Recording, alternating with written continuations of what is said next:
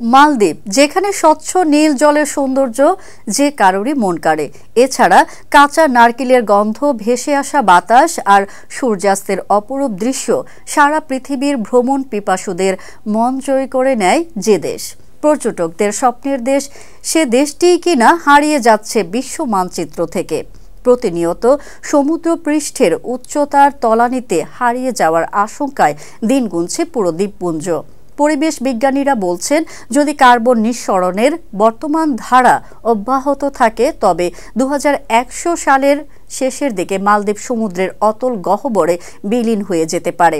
বর্তমানে সমুদ্র পৃষ্ঠ থেকে মালদ্বীপের গড় উচ্চতা মাত্র 1.5 মিটার, যা পৃথিবীর সবচেয়ে নিচু বসবাসযোগ্য এলাকা।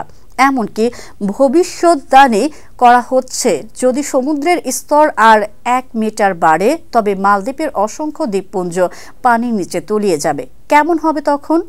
যেখানে লাখ লাখ মানুষ জীবনের ছন্দে, সংস্কৃতির আদলে এই স্বপ্নের দেশে বেড়ে উঠেছে, সেই স্থান একসময় হয়তো শুধুই জলরাশির বুকে মিলিয়ে যাবে।